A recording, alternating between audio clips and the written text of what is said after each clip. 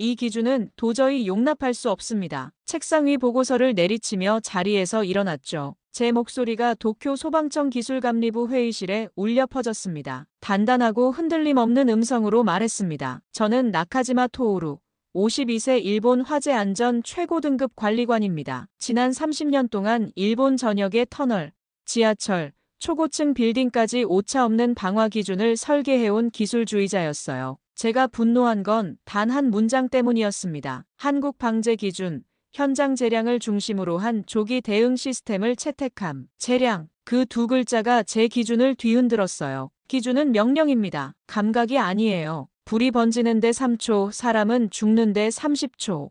그 시간 안에 느낌으로 움직인다고요? 이건 시스템이 아닙니다. 무책임이죠. 회의실은 침묵했어요. 누구도 제 말을 반박하지 않았죠. 저는 기술 그 자체였고 제 경력은 한 점 실수 없는 완벽함으로 증명돼 있었으니까요. 하지만 문제는 그 문장이 단순한 협의 초안이 아니라 이미 양국 실무자 합의를 통과한 확정 조항이었다는 데 있었습니다. 이 기준을 다시 검토하지 않으면 저는 이 프로젝트에서 빠지겠습니다. 제 선언은 사실상 일본이 한국식 안전 기준을 정면으로 거부한 것이나 다름없었죠. 그러나 이어진 국장의 한마디는 제 냉정함마저 잠시 꺼트렸습니다. 그쪽 방재연구소, 최근 5건의 대형 화재에서 단 한 건의 사망자도 없었다더군요. 우리는 그걸 무시할 수가 없어졌습니다. 잠시 정적이 흘렀어요. 저는 조용히 의자를 밀어냈습니다. 좋습니다. 직접 가보죠. 그들이 뭘 믿는지. 며칠 뒤 김포공항 입국장에서 저는 두 손으로 서류 가방을 꽉 쥐고 있었어요. 손끝에 식은땀이 맺혔지만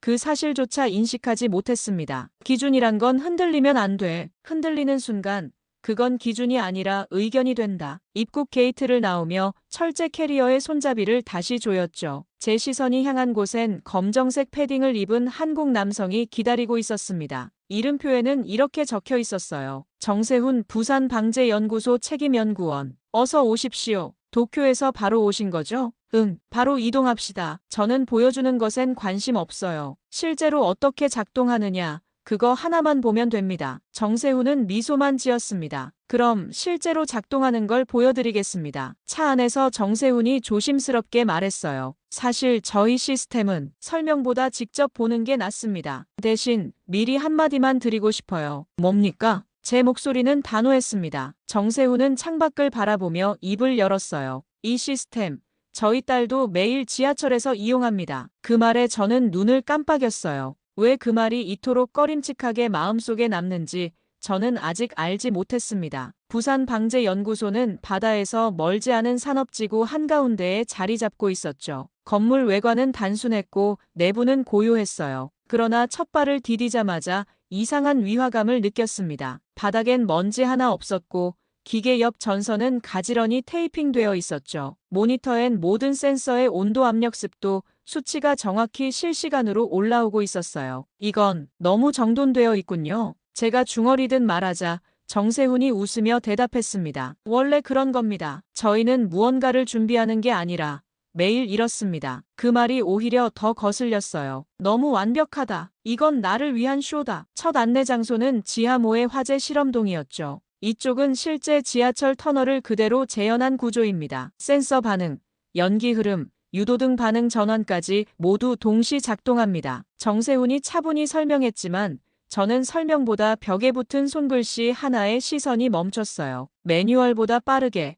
판단보다 정확하게. 이건 뭡니까? 현장 팀장님이 늘 하시는 말씀입니다. 저는 작게 한숨을 내쉬었습니다. 빠른 게 기준을 이기는 순간 그건 더 이상 시스템이 아니에요. 무질서죠. 그때 실험 장비 옆에서 한 젊은 기술자가 기계 점검을 하다 살짝 멈칫하는 모습이 보였어요. 표정이 굳었고 손엔 매뉴얼이 들려 있었습니다. 작은 이마에 땀방울이 번쩍였죠. 저는 곧장 노트에 적었습니다. 열감지기 3호기 점검 중단, 작업자 반응 지연, 불확실한 조작 가능성 있음, 현장 판단 위험. 마음속으로 거의 확신하고 있었어요. 역시 그렇군. 평소라면 넘어갈 걸.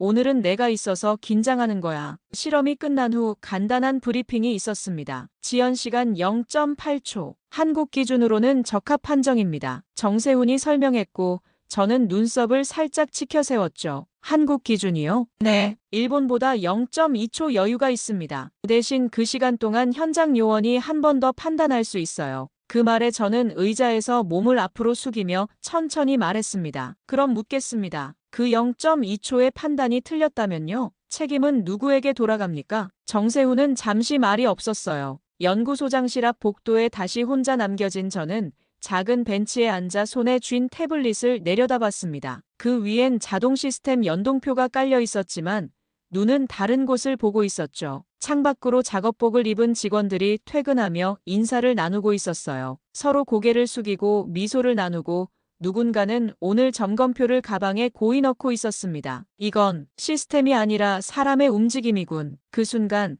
저는 작은 의심과 불안이 섞인 감정의 미세한 떨림을 처음으로 느꼈습니다. 그날 밤 호텔에서 일지를 쓰며 이렇게 적었어요. 모든 것이 보여주는 듯하다. 지나치게 완벽하다. 감정 없는 체계라고 보기엔 이상하리만큼 인간적이다. 그리고 마지막 줄. 나는 아직 이들을 믿지 않는다. 하지만 단순한 연출로 보기엔 뭔가 이상하다. 다음 날 오후. 부산방재연구소의 야간 실전 시뮬레이션 리허설이 예정되어 있었죠. 정세훈은 조심스럽게 설명을 건넸습니다. 이번엔 전원 차단 후 지하에서 연기 발생과 동시에 유도 시스템이 작동하는지 테스트합니다. 실전 상황과 동일한 조건이에요. 저는 말없이 고개를 끄덕였습니다. 머릿속에선 계속 전날 젊은 기술자의 멈칫하던 손이 떠올랐어요. 그건 확신이 없는 사람의 반응이었다. 불확실한 판단을 기준 3단위. 이 시스템은 언젠가 반드시 사람을 배신할 거다. 실험동 입구에서 빛이 꺼지고 순식간에 정적이 내려앉았습니다. 휙, 찍, 철제관을 타고 인공 연기가 흘러나왔어요. 벽면 감지기가 반응했고 붉은 경고등이 깜빡이기 시작했습니다. 삐삐 화재 발생. 지하 2구역. 모든 요원은 지정 위치로. 스피커가 울렸지만 현장은 정지된 것처럼 보였어요. 직원들은 뛰지도 않았고 혼란도 없었지만 너무 조용했습니다. 저는 자리에서 천천히 일어났어요. 정세훈 씨, 왜 아무도 즉각 대응하지 않습니까? 경고가 울렸는데 움직임이 없어요. 정세훈은 무전기를 확인하더니 작게 말했습니다. 해당 센서는 오작동 감지로 판단됐습니다. 2구역 담당자가 직접 수동 확인 중이에요. 지금 그걸 말이라고 합니까? 불이 진짜였으면요. 판단 중이었다는 말로 죽은 사람을 되살릴 수 있습니까? 제 목소리는 날이 서 있었어요. 잠시 후 2구역에서 한 남성이 복귀했습니다. 어제 그 기술자였죠. 김세진이라고 했던가. 그는 헬멧을 벗으며 선배에게 짧게 보고했어요. 화염 반응 없음. 센서 민감도 1.6배로 상승. 오탐으로 결론지었습니다. 그 대화를 들은 저는 거의 무의식적으로 정세훈을 향해 외쳤습니다. 이건 실험이 아니에요. 이건 믿음에 기댄 도박입니다. 정세훈은 말없이 제 시선을 받았고 저는 숨을 고르며 덧붙였어요. 기준이란 건 흔들리지 않아야 해요. 사람의 감정, 오늘의 기분, 그걸 근거로 삼을 수는 없습니다. 숙소로 돌아가는 차 안에서 창밖은 이미 어둠에 잠겨 있었습니다. 정세훈이 조용히 입을 열었어요. 낙하지마님, 그 친구 김세진 기술자요. 오늘이 독립작업 첫날이었습니다. 그래서 더 위험하군요. 아닙니다. 그는 오히려 매뉴얼을 한 줄 한 줄 다시 확인하고 결정 전에 상위 보고도 했어요. 정세훈은 고개를 돌려 제 눈을 바라봤습니다. 그건 오만한 감각이 아니라 조심스러운 책임감입니다. 그날 밤 저는 침대 옆 협탁에 놓인 메모지를 꺼내 단 한 줄만 적었어요. 오늘 틀린 건 그들이었을까? 아니면 나였을까? 그 문장은 아무에게도 보여주지 않았습니다. 하지만 제 내면에서는 그날 처음 정답보다 더 무거운 단어 하나가 떠오르고 있었죠. 책임. 다음 날 아침 저는 정해진 일정도 무시한 채 연구소 설비동을 단독으로 방문했습니다. 예정된 참관은 오후인데 출입을 막으려던 직원에게 정세훈이 다가와 조용히 말했어요. 들여보내주세요. 지금은 숫자가 아니라 현장을 확인하고 싶은 거겠죠. 설비동 내부는 전날과 똑같았습니다. 기계는 조용히 작동하고 있었고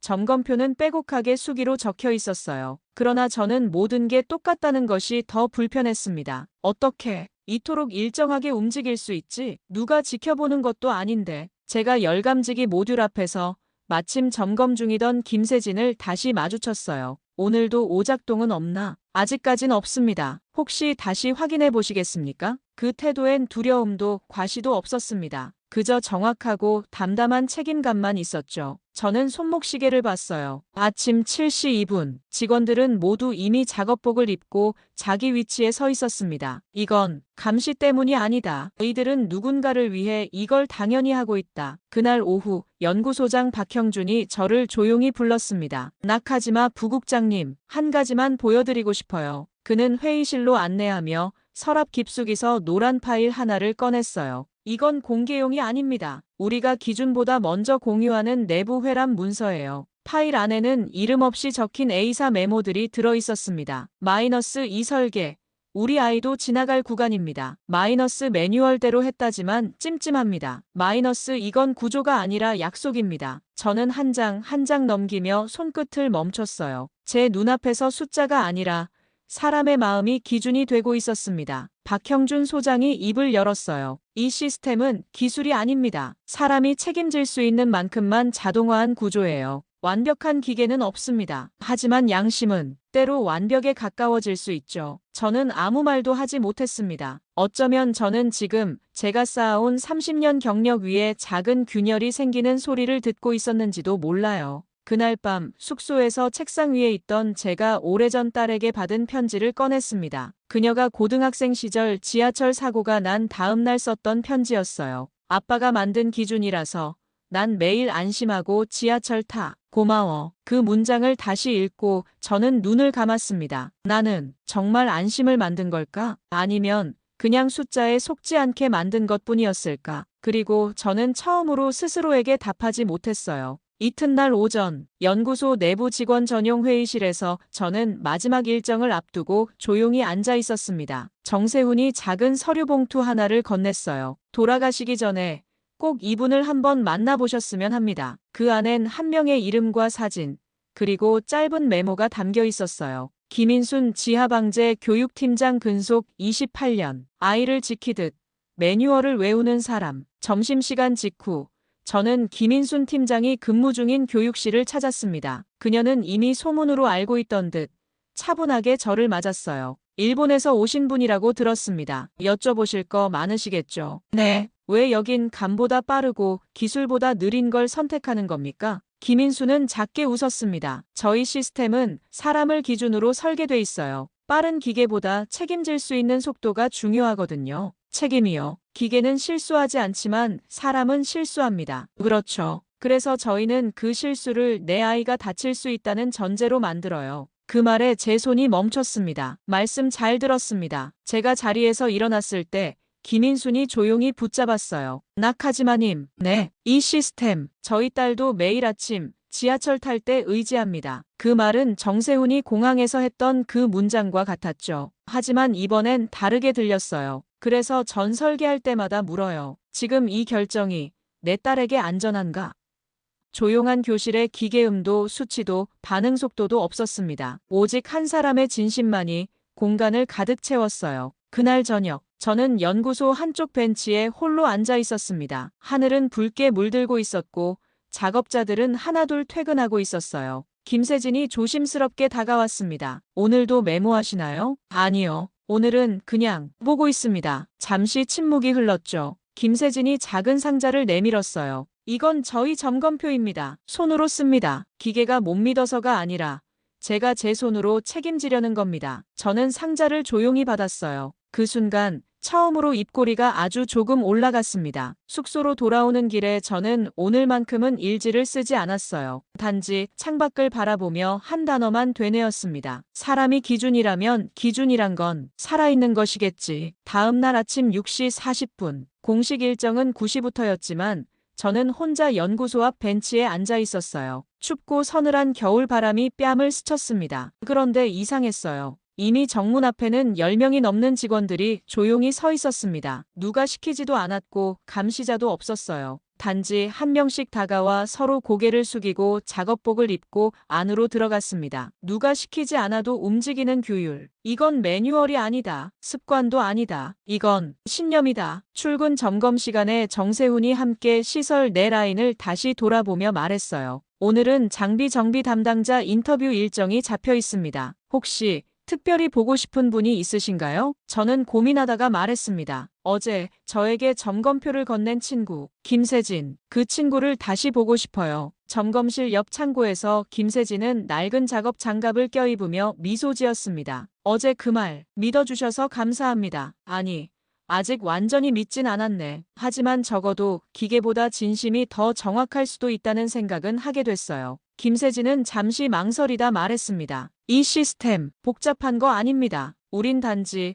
누가 쓸지를 늘 생각하면서 만들어요. 저희 가족도 이거 씁니다. 아버지도 이 라인에서 20년 일하셨거든요. 그 순간 저는 이곳이 단순한 제조 현장이 아님을 확실히 느꼈어요. 정오 무렵 연구소 시청각실에서 외부 실무자 대상 교육 영상이 상영되었습니다. 화면에는 다음과 같은 자막이 떠올랐어요. 우리는 불을 잡는 게 아니라 믿음을 설계합니다. 영상 속에는 밤새 점검하는 직원, 눈을 맞으며 센서 작동을 다시 체크하는 청년, 그리고 퇴근하며 말없이 손으로 점검표를 밀어넣는 중년 남자의 모습이 교차됐습니다. 저는 조용히 입술을 깨물었어요. 그 어느 순간보다 강한 감정이 밀려왔죠. 영상이 끝난 뒤 교육 담당자가 마지막으로 이렇게 말했어요. 우린 시스템을 만드는 게 아닙니다. 사람이 사람을 믿을 수 있는 구조를 설계합니다. 그 말이 끝났을 때 저는 고개를 떨궜습니다. 그건 오만하거나 감성적인 문장이 아니었어요. 저는 알았죠. 그들은 품질을 만든 게 아니었습니다. 그들은 철학을 만든 것이었죠. 그날 밤 일지를 펼친 저는 처음으로 숫자도 시각도